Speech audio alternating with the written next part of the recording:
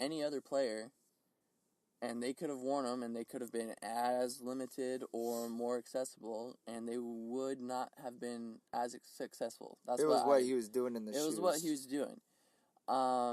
And for me, these nowadays, it's like there's certain sneakers I will not resell. I'm going to keep forever. I'm going to keep them in my family, at least. What would you say those sneakers are?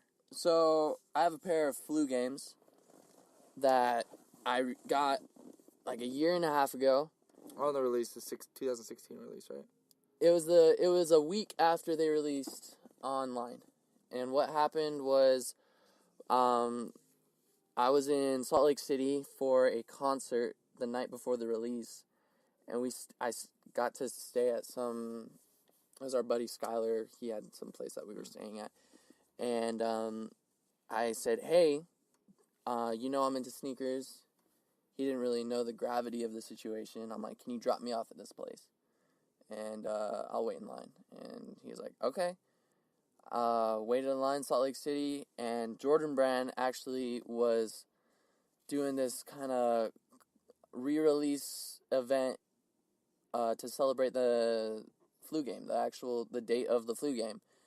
And it was in Salt Lake where the actual Flu Game took place, and I had missed out on the online release, and I actually really wanted the Flu Games because I think it's one of the best colorways for the 12, most classic, in my opinion.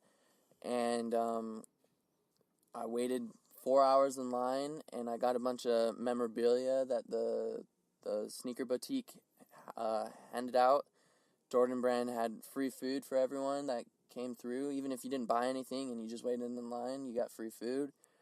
They had like all the 12s that were releasing that year, so I was able to look at a pair of the OVOs before they even released, and then I was able to look back at like the public school, like the gray pair.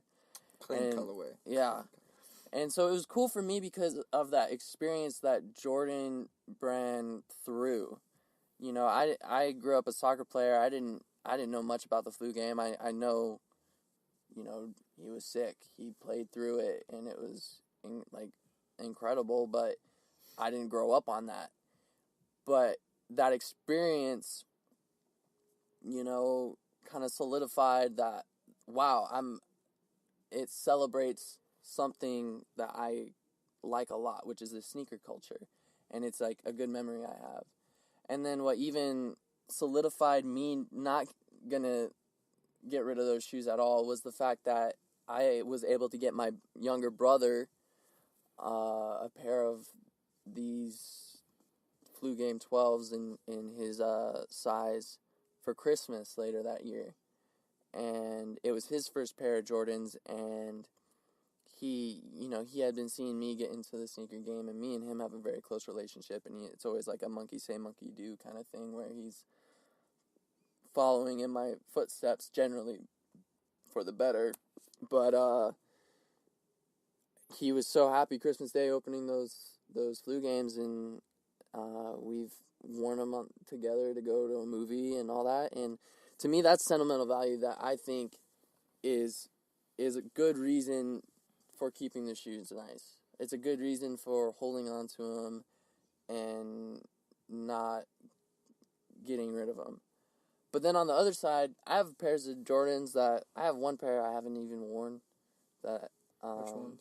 It's the Varsity Red 11 Lows, and it wasn't because I don't like the shoe. It wasn't because I regret buying them. It was just I didn't want to make them not dead stock. Mm-hmm. And I've been considering selling them for a while now. I've kept them super nice. The sole is pretty clear.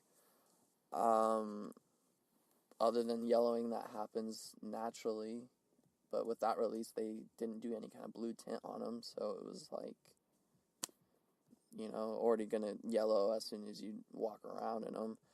But that's just a shoe. For me, I like yellowing. You like yellowing on shoes? And I think that and not to cut you off, I think, because that's an interesting topic. A lot of people, go ape crazy, go buck wild over yellowing. I think depends on the shoe. I think it depends on the shoe. I like yellowing on a shoe because for me it means, it's closer to, an older release. or because I'm for my where my taste is at in regards to collecting and sneaker wearing. Mm-hmm. I like to wear the older releases of shoes, the older models. One, because I do believe to a certain extent, if you go certain years back, the quality is a lot better. Like the quality on my original Flu Games is night and day difference, I think, to where my OVOs are at. Yeah. Or to, your Flu Games. Yeah, I mean, I love my pair of Flu Games, but there's definitely like glue marks that I'm not happy about, Right. which is just manufacturing error, and then you can tell certain quality differences on the leather. And like when I first got my my originals in the mail, the smell of grandma's house, it just smelled like old. Mm-hmm. I don't know, I like that because I know when I put them on my feet that it's like wearing history for me. Yeah. It's like an experience for me. It's cool to me.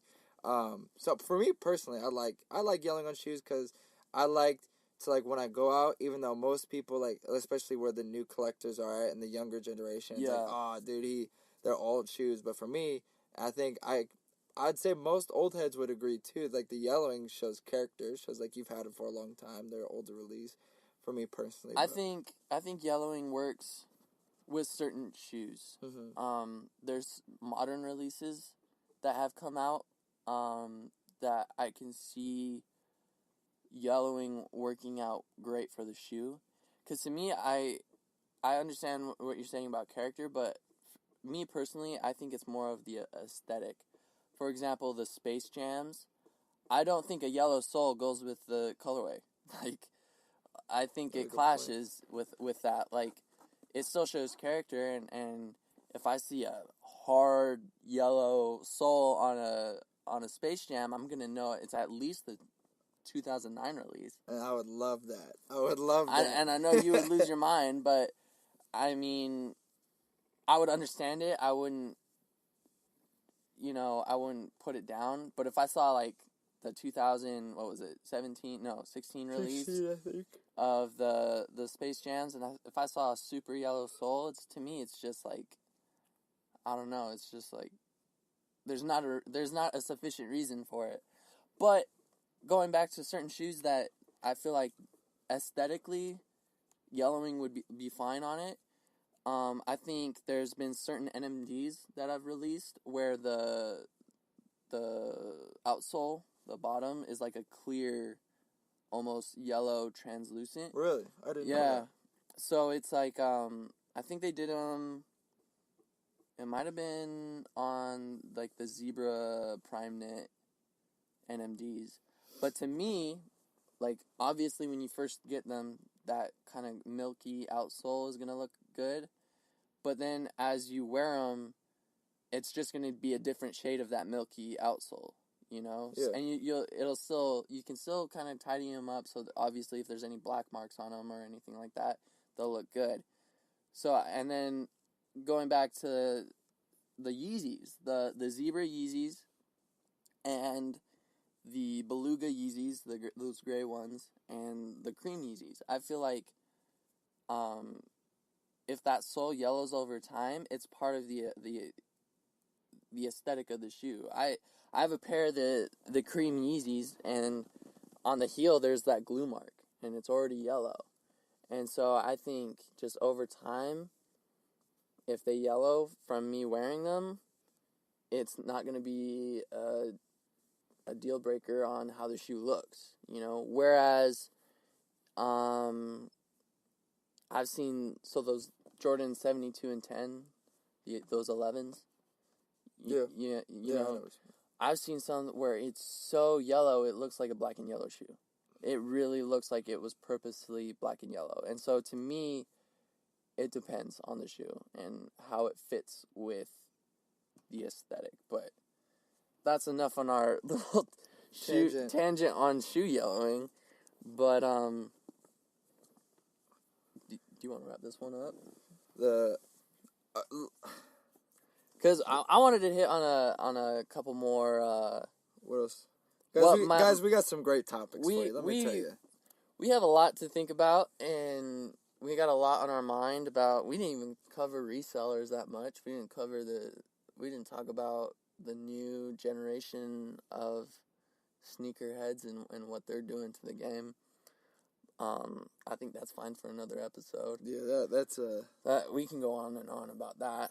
But what I wanted to kind of end the first one on was, what would people like to hear from us? What would people like to see from us? I think I'm not opposed to doing I'm not opposed to vlogging or anything like that, or eventually doing podcasts with video. It's just right now we're kind of bums and we're skirting by. We're figuring this out. Yeah, we're figuring it out. We're learning. But do you want to plug our social medias? Yeah, so we have a lot of cool concepts and ideas of what we could bring to this sneaker podcast. Like, for me personally, I do have a lot of connections to Kicks on Fire, to Nice Kicks, to Sneaker News Complex, other stores, resellers, as well as just to other collectors that I've been collecting and trading with for years now, as well as other sneaker YouTubers. And we're talking about getting guests on the show, get opinions, stories, etc. from other people, and getting their perspectives on other cultures. Because our whole thing with this, and the direction we're trying to move with this, is we want to expand the awareness of all different levels of the sneaker culture. Mm-hmm. I feel like for me, there's a lot of bashing from the old heads kind of versus the new heads, And you can see that from fashion to how they sneakers, hip hop culture, there's all direct correlation, and it's definitely. I keep referring to myself as an old head, even though I'm not. I'm a 20-year-old kid. Mm-hmm. But I feel like my mindset in regards to sneakers and how long I've been collecting for and everything like that, I definitely bring like an old head perspective, essentially, with kind of like a new age. Whereas, Thomas, he's still new to collecting fair. And I feel like my personal fashion is more. His fashion is higher fashion. As compared to yours is more on comfort. I'm trying to wear Ralph Lauren sweatsuits, if that tells you anything. It's hype but comfortable. For real. So send us suggestions, ideas, guests that you guys want to hear, as well as segments or topics that you guys want to hear from us. Yeah, even if you guys have questions about, like, if you guys are, like, new into getting into sneakers, if you want to know what certain, because we've had a lot of different sneakers pass through our hands. Experience in regards. And if you want to know our personal opinion on, for example, the quality of a Yeezy or the quality of certain Jordans certain or releases, NMDs. as well as like if you're new to collecting or you just want to learn more, like history lessons. I know a lot about the history of Nike, Adidas, the big corporations, shoes and stuff like that, even some designer to an extent. So if you guys just want to do like a history segment where we talk a little about the past and kind of like see where it's grown to now, as well as like any advice on collecting, advice on reselling, advice on, I used to customize as well as restore shoes. So we could do segments about that. We got a lot of topics as well, like especially with the involvement of your nemesis, LeVar Ball. We could go into a lot of... I didn't even think about that. We could go into that, yeah. As well. There's so much stuff to talk about, especially with social media being so prevalent. There's a lot of stuff that's going on in the sneaker world. But so follow me on Instagram if you'd like. It's Thomas William W. Both names are spelled pretty normal. Spelled like a white guy. Like an English white guy. Mm.